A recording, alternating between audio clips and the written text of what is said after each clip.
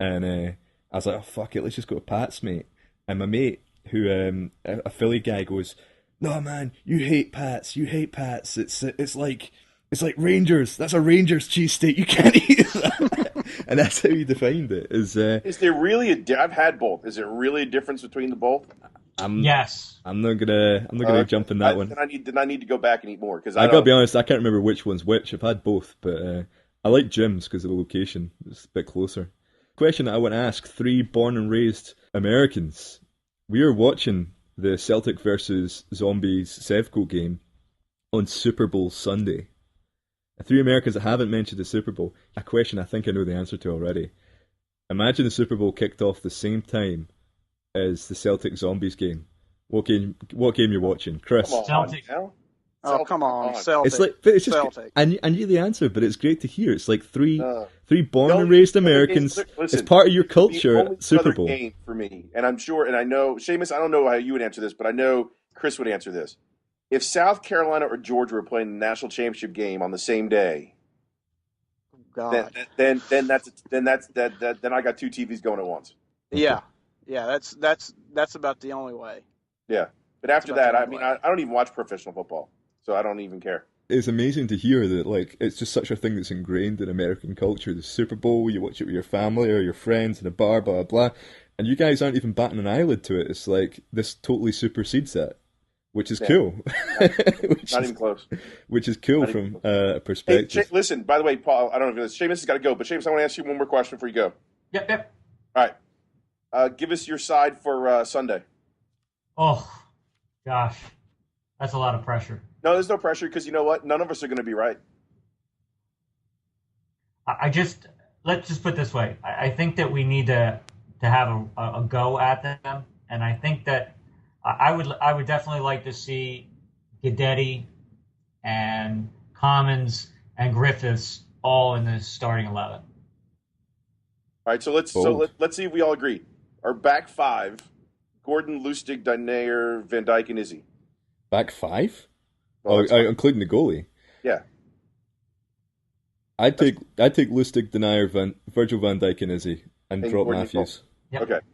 Now you just got to finish off the rest of the team. After that, it's basically throw $100 in the air and see how many you can catch. Well, you need Scott Brown's dig. Well, Scott Brown's like a lock. You're definitely putting him there. But the big question is Guidetti. Do you play Guidetti or do you play Griffiths? Firstly, Guidetti, is he in the team? I'd put him. I think he needs to be. Yeah. I'd play him even though he's not being informed because I think all form goes out the window in an Old Firm game, and it's about the character. I think if the boy is given a chance, I think that this is the sort of thing that he can shine on, and I think if he could get a goal against Sevco in that atmosphere, even though we're playing a new team, but the fans are the fans. I think that will just inspire him to greatness. Well, I'm going to say something controversial here because, I've loved Henderson in the last few weeks, but I wouldn't play him. Take him off the bench. And also for the Smell the Glove podcast, here's something controversial. Obviously, me and I know you're gonna say it. Me and Dr. J always go on about Stokes and Griffiths. Say it. I'm going to play neither. I'm going to bench both of them. What? My team would be this. It'd be Guidetti up top. Actually, I'd play a midfield three of Baton, Johansson, and Brown. Then I'd play Guidetti up top. I'd play Forrest wide right if he's fit, and I'd play Commons in the left. Wow. I'd consider dropping Commons for Stokes or Griffiths, but I think I'd play just the leadership and etc. Normal group. Yeah. Normal group. Yeah. But I'm looking at that bench. That's a tasty bench having Henderson, Griffiths, and Stokes to come on. It's a 90-minute game. Yeah, plus you have Matthews and Skipovich on there too. Exactly. So I think that's the team I'd go for. Chris, what are you thinking for your midfield and attack? For midfield, Scott Brown, Johansson, and Beaton. I think Beaton's been phenomenal. Of course, you got to have Bruni in there. Up top, I think you start Guidetti, but here's my problem with Guidetti at the moment. He seems to get really frustrated.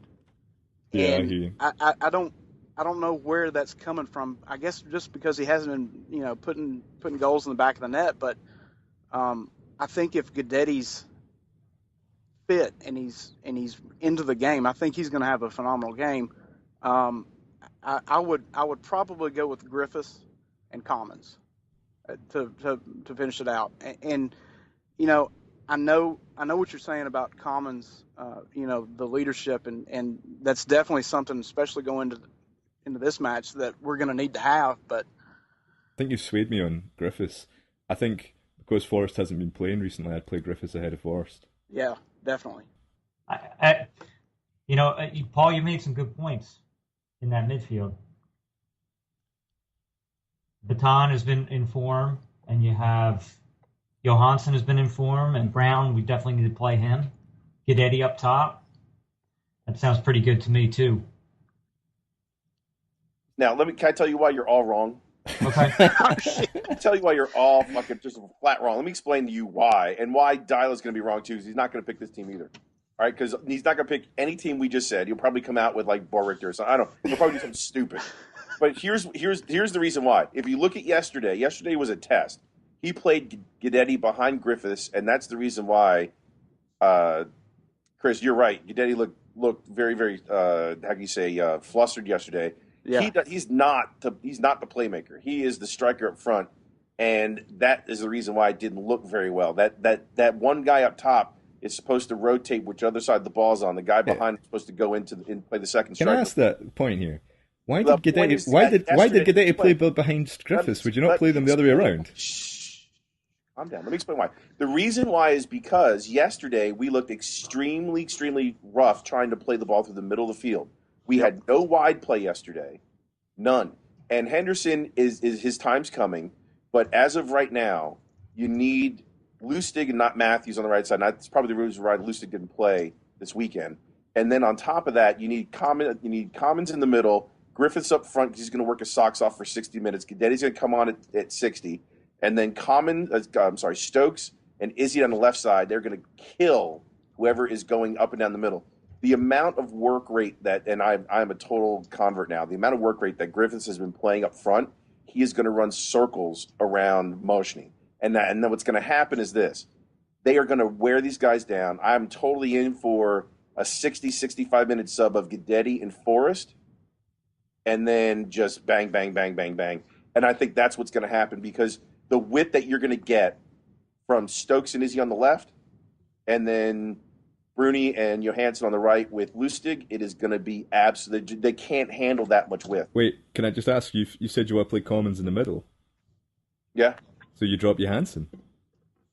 Ooh. No, Johansson, Brown, Baton, Stokes, Commons, and Griffiths. Okay. So, what's everybody's thoughts on the scoreline? I honestly know nothing about this new club that we're playing. I'm not saying that to be cool. I don't watch them play. I just hear they're terrible. So I couldn't really tell you. I can't tell you, Seamus. I can't tell you who the Sevco manager is. Who is the Sevco manager? They don't have one. Do they have one? Is it like Lee McCulloch just picks a team, or they have some guy with a green thumb, I believe. I don't even know. Kenny McDowell's the interim. No, he quit. No, he's still there, I believe. Is he? I think he gave his year notice, so he would have to get paid. Yes, that's true. I have no idea. I know that Lee McCulloch and Lee Wallace play for them, and that's about it. I mean, someone's getting kicked. Seamus, I think it's going to be 3-3 at the end. I do. I think it's going to be 3 for Griffiths and 3 for Stokes, but that's just me. I'm going to go with a scoreline of 4-1 Celtic. Oof, 4-1. I don't think they get one. I can't tell you that. I mean, you have no idea. I understand brother Bobby Madden's not the referee, so they have the young kid in there now. So I don't know. We'll see. I would love us to hammer them 8-0. Oh, I don't think we will ever beat them 8-0 because this is the thing. Look at Ross County. Like Ross County are not a talented football team at all, right? Sevco fans going into this know that they're going to lose. They think they're going to lose. It's about damage limitation and saving face. They're just going to put 10 men behind the ball and stop us trying to score goals. If they're smart, that's what they'll do. They'll try and Ross County it. Because that Ross County game, that's my only concern, is that we can't get the ball up the field quick enough to create chances, which we've been struggling to do against teams that park the bus, and then they get a dodgy penalty from their 12th man. That's my only concern about this game. Not scoring enough goals. Not you know what I mean. So I don't know. listen, we beat Hearts combined 7-0 in 2 games, Yeah, that's true. and they're pumping them. But then again, I mean, I don't know. Like if you watch the FA Cup this week, you realize that anything can happen. I'm just clueless. I have absolutely no idea of the quality of this team. I only know them by the reputation of shit. I know nothing about this team at all. At all. Yeah, so what happened with those 5,000 tickets that they didn't sell? Do they go back to the club? Or do they go to Celtic or what? I don't know. I know they sent it back to the FA after that. Fuck knows. Who cares? Anyway, Seamus, we know you're on tight timescale today. Anything you want to say to the boys before you head off? No, I just hope that everyone who's planning on coming to Philly gets here safely, and those of who have not decided yet whether or not they're going to come to Philly or not, I guarantee if you come, it'll be a weekend that you'll never remember, and probably one of the best weekends of your life. I never can't remember. wait. Yes, the one because you can't physically. And boys, remember Friday night is a marathon, not a sprint. All Hey, right? Seamus, before you go, what's the website? Find all the stuff. Plowboyscsc.com, and on Twitter at plowboyscsc, and I'm at iCeltic on Twitter. Yeah, but PLO. boys, just remember that we start Saturday morning a little bit later to allow people a lie-in. Hell yeah, because I'm hitting it hard on Friday night, mate. I'm going to be on my best behavior Friday night. Seamus, I'm going to lead you astray. We're going to be drinking fucking Jaeger bombs. Bringing my son Liam with me, and I'm driving in, so. All right, okay. I'm not staying in town till Saturday night. Fair enough, mate. Fair enough. Okay, Seamus, it's been a pleasure. I'll see you in Philadelphia, mate. Take care, right? All right, lads. We'll see you on Friday. Can't wait. Hey, Seamus. Hello. Bye now, boys. Bye-bye. Bye. So we are now a week away. We're recording this on Sunday, so it's less than a week away because we're all leaving on Friday. Are you excited, Chris? I'm just ecstatic. I can't wait. It's going to be massive. If you're in the area, you want to come and be surrounded by 300, 400 Tims and just blow the roof off Philadelphia. You need to get down there to it. It's going to be excellent. If you're on the fence about it, trust me, you'll have a blast. It's so important to have that connection and that family over here in the U.S. and in Canada, and I just can't say enough about it. I'm so looking forward to it. Yeah, just actually a point I should bring up there is from Toronto we have 2 spaces in the car because we've had some people pull out. So if there's anyone in Buffalo, Toronto, all that kind of area on the way down to Philly, we can pick you up if you need a ride. So let us know. Sorry about that. Yeah.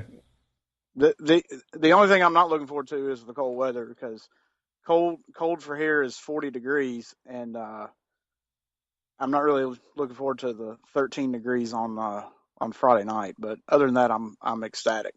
Oh, tell me about it. I'm with you. I gave up. I am a cold weather pussy. I can't take it. Living in Myrtle Beach, I just can't. Ooh. My vagina hurts right now thinking about it. Well, of course, the same could be said for people that live up north that come down here, and let's say the second week in August. I mean, it's miserable. So, I mean, I get it. It's just payback in reverse. I get it. No, I'm gonna. My pussy will bleed. There's no way in the world to make it. It's gonna be too cold. But anyway, listen. I'm excited too. I'm ready. I can't wait to get up there and hang out the best part, our first live show. It's probably gonna be an absolute fucking piss up. So God knows what's gonna happen on that show. Exactly. Well, I've definitely put the explicit line on that one. But well, I will say this. I know Paul and I have a few tricks and games up our sleeves for this, and it should be a good time. I'm really excited that we got a chance to be one of the sponsors for the event and maybe have a little fun at the same time. And then that's true, Dr. J. We didn't mention this. The Smell the Glove podcast is sponsoring the event. Yep, we're sponsoring the event and one of 3 or 4 sponsors, and we're ready to get up there and probably sponsor the plow some more with to the tune of about $400 or $500 with a Guinness. Fucking right. So, like we were saying, we're going to be recording at probably about 6:00 on Friday evening. We're going to be in the Ploughing Stars. You're going to see us. Come over and say hello. Get involved in the show. Come on. Yeah, which by the way is 11 p.m. Celtic Park time. Figure that out. But hopefully there won't be any delays. But we're going to be tweeting and stuff.